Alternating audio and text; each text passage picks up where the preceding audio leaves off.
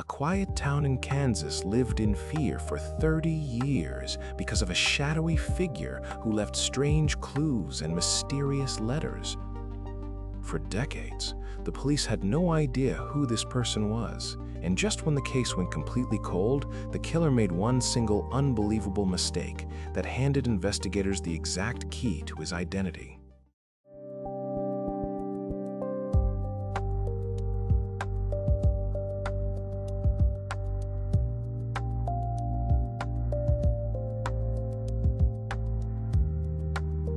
If you're the kind of person who likes drifting off to stories like this one, please consider subscribing to the channel, liking the video, and turning on notifications.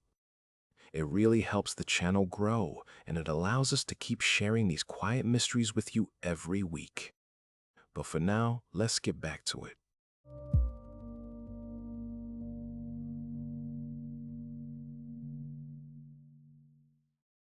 The story takes place in Wichita and nearby Park City, Kansas. These were peaceful towns on the flat plains of the American Midwest. The neighborhoods had simple one-story houses with wide-open yards. It was the kind of place where neighbors knew everyone on the block. Nobody locked their front doors at night. People felt completely safe. But in the early 1970s, that peaceful feeling vanished forever. On January 15, 1974, a 15-year-old boy named Charlie Otero walked home from school. He was with his two younger siblings. They arrived at their house in Wichita around 3:30 in the afternoon. They opened the door and walked inside. The house was strangely quiet. Charlie walked through the home and made a terrifying discovery. His entire family had been killed. His 38-year-old father, Joseph Otero, and his 33-year-old mother, Julie Otero, were dead.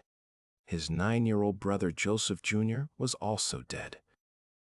In the basement, investigators found his 11-year-old sister, Josephine, hanging from a pipe. When police officers arrived at the scene, they were baffled. There was no sign of forced entry on the doors or windows. The killer had walked right in.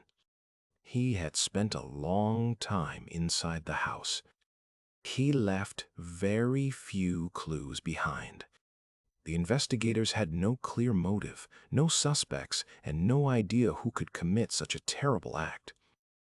News of the crime spread quickly through Wichita. A dark cloud of fear fell over the town. People who had never locked their doors suddenly bought heavy bolts and chains. Neighbors began looking at each other with suspicion. A few months later, on April 4, 1974, another attack happened in Wichita. A 21-year-old woman named Catherine Bright lived in a quiet house with her brother, Kevin. A stranger broke into their home. The man attacked both of them. He shot Kevin in the head. The killer thought Kevin was dead, but Kevin survived. Even with a severe wound, Kevin managed to get up, run out of the house, and call for help. Tragically, Catherine Bright did not survive the attack. When police talked to Kevin in the hospital, he could only describe a man wearing a mask. He could not give them a clear face. The police were back at square one. For months, detectives searched for connections. They looked for fingerprints, physical evidence, or witness reports. But they found nothing. At this point, investigators only knew that a dangerous person was walking the streets of their city. Then, in October 1974, a breakthrough came from an unexpected place. A visitor at the Wichita Public Library opened a book on one of the shelves and found a folded piece of paper inside. The letter was addressed to the public. In the letter, the writer took full credit for killing the Otero family. He gave details about the crime scene that only the killer would know. He also gave himself a nickname. He called himself BTK. He explained in the letter that BTK stood for Beaned, Torture, and Kill. This was a chilling moment for law enforcement. Investigators realized they were not dealing with a one-time criminal. They were dealing with a serial killer. That means a person who murders multiple people over a period of time. The killer wanted the city to know he was out there. 3 years passed without another confirmed attack. Police hoped the killer had moved away or died. But on March 17, 1977, the killer struck again. A 24-year-old mother named Shirley Vian was inside her home. The intruder forced his way inside. Shirley had young children in the house. The killer locked the children inside the bathroom so they could not see what he was doing. Then he killed Shirley Vian. The children survived unharmed, but they were too young to help police identify the intruder. 9 months later, on December 8, 1977, 25-year-old Nancy Fox was strangled inside her apartment. Right after the murder, something unusual happened. At 10:14 at night, a call came into the emergency 911 dispatch center. A calm, steady male voice spoke to the operator. The man gave the exact address of Nancy Fox's apartment and stated that a woman had been killed there. Then he hung up. Police traced the phone call immediately. The call came from a public payphone on a quiet street corner a few blocks away. Officers rushed to the payphone with their lights and sirens on. But when they arrived, the phone booth was empty. The killer was gone into the night. In February 1978, a local television station called KAKE-TV received an envelope in the mail. Inside was a letter and a poem titled, "Oh, Death to Nancy." In the letter, the writer was angry that he was not getting enough attention. He wrote a line that chilled the news anchors who read it. He wrote, "How many people do I have to kill before I get my name in the paper or get some national attention?" Panic in Wichita reached an all-time high. Gun sales skyrocketed. People stayed indoors after dark. Women who lived alone felt especially unsafe. To feel protected, hundreds of residents began buying professional home alarm systems. The most popular security company in town was ADT Security Services. ADT sent technicians to people's homes to install control panels, motion sensors, and door alarms. One of those technicians was a quiet, reliable, middle-aged man. He was a military veteran who worked for ADT from 1974 all the way to 1988. He walked into dozens of homes across Wichita. He spoke kindly to frightened homeowners. He installed their security systems and handed them keys to protect themselves from the BTK killer. What nobody realized yet was that the man installing their security systems was the BTK killer himself. On April 27, 1985, 53-year-old Maureen Hedge was taken from her house. Her body was later discovered in a ditch along a remote country road. On September 16, 1986, 28-year-old Vicki Wegerle was attacked and killed in her home. During the struggle, forensic officers managed to collect small traces of physical material from under her fingernails. They preserved this evidence in a sealed tube, hoping that science might improve in the future. On January 19, 1991, 62-year-old Dolores Davis was killed near her home. The killer dumped her body underneath a small bridge. She was his 10th victim. After 1991, the crimes stopped. Months turned into years. 5 years passed. 10 years passed. 13 years passed. There were no more murders.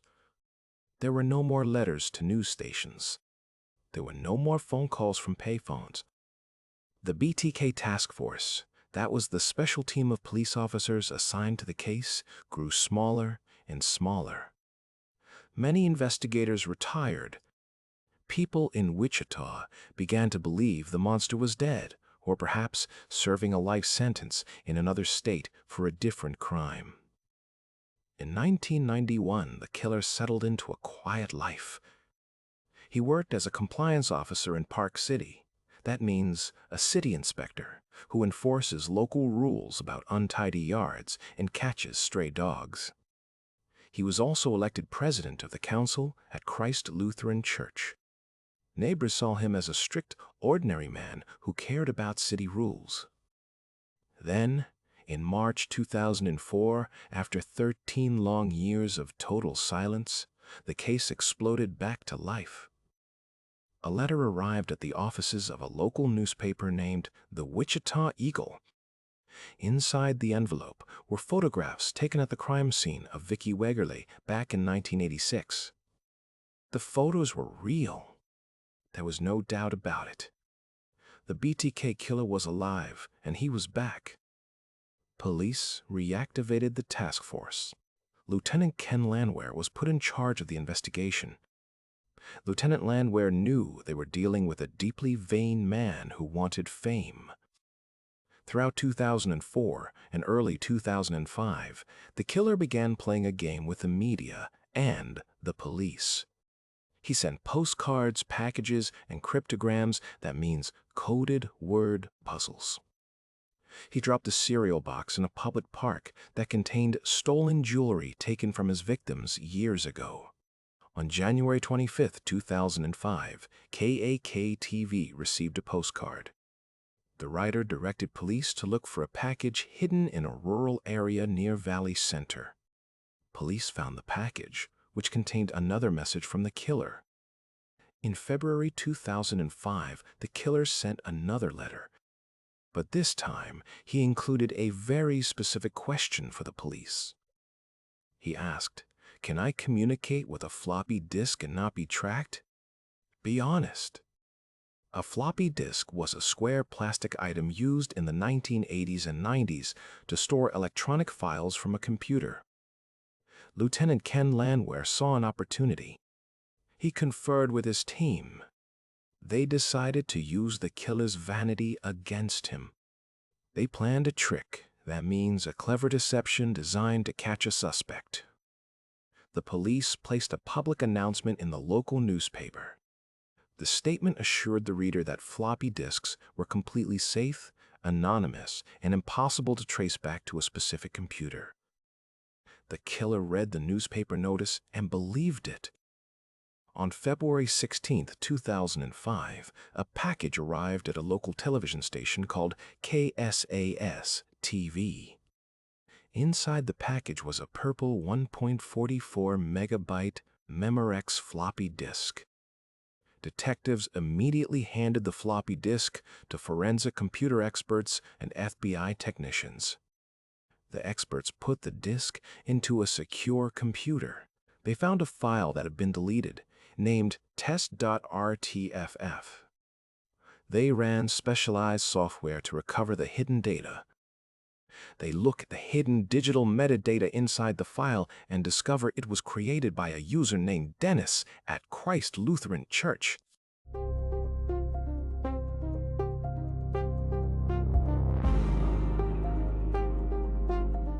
Now let me walk you through what investigators eventually pieced together and how the case was finally solved.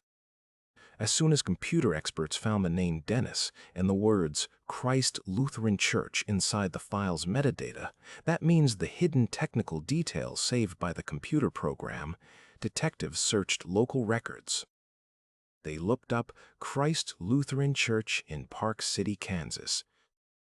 They checked the church website and church documents. Right there on the leadership list, they found the president of the church council. His name was Dennis Rader.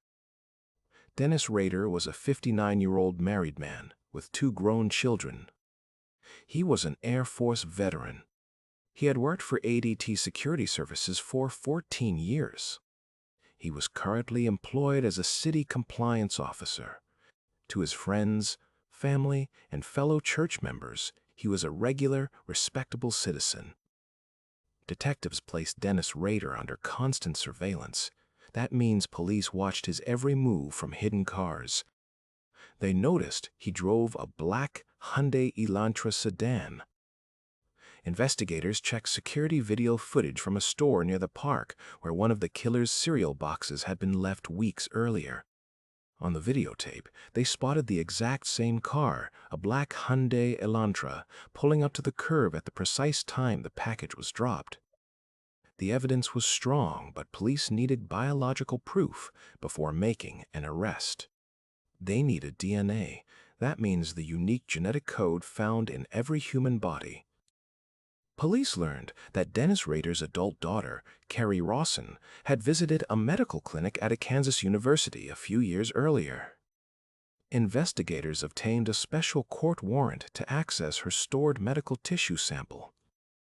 They sent her sample to the state forensic laboratory. They compared her genetic code to the male DNA that had been collected from under the fingernails of victim Vicky Wegerle back in 1986. On February 24, 2005, the lab results came back. The test confirmed that the DNA under the victim's fingernails belonged to the biological father of Carrie Rawson. The match was conclusive. The next day, on February 25, 2005, police cars surrounded Dennis Rader as he was driving his car near his home in Park City. Officers stepped out with weapons drawn and put him in handcuffs. They took Dennis Rader to police headquarters. Lieutenant Ken Landwehr sat across from him in the interrogation room. At first, Dennis Rader tried to act confused. But then Lieutenant Landwehr explained how they traced the floppy disk to his church computer. Dennis Rader was shocked. He looked at the detective and asked, "Why did you lie to me?" Lieutenant Landwehr looked him in the eye and replied, "Because I was trying to catch you." Realizing his game was over, Dennis Rader broke down and gave a complete confession. Over the next 24 hours, he spoke openly about all 10 murders. He revealed details about his black bag that he called his hit kit, which contained ropes, tape, weapons, and disguises. He admitted to every single crime, including the 1974 attack on the Otero family. He told officers, "I took her to the basement and hung her," referring to young Josephine Otero. On June 27, 2005, Dennis Rader stood in a courtroom filled with media and family members of the victims. He pleaded guilty to 10 counts of first-degree murder. As he described his crimes to the judge, he spoke in a flat, calm, and academic tone. Observers in the courtroom said it sounded like he was presenting a report or giving an award speech. Among the crowd was Jeff Davis, the son of victim Dolores Davis. Jeff Davis sat in the gallery and stared at the man who killed his mother. Later, Jeff Davis said, "I stared at him the whole time." On August 19, 2005, the judge sentenced Dennis Rader to 10 consecutive life sentences in prison. Because Kansas did not have the death penalty during the years his crimes were committed, this was the maximum sentence allowed by law. He must serve at least 175 years before becoming eligible for parole, meaning he will spend the rest of his life behind bars. Dennis Rader was sent to the El Dorado Correctional Facility, where he remains today in isolation. His wife, Paula, was granted an emergency divorce shortly after his arrest. His daughter, Carrie Rawson, later wrote a book about her experience and became an advocate for crime victims. Lieutenant Ken Landwehr, the officer who planned the successful trick with the floppy disk, retired from the police department and passed away in 2014. It is strange to think that a man who spent 30 years hiding in plain sight was ultimately brought down not by a complex police trap, but by his own need for recognition and a simple misunderstanding of technology. That's it for today's story. Thank you for listening. If you enjoyed it, check out the rest of the channel. There are more stories like this one, with plenty more on the way.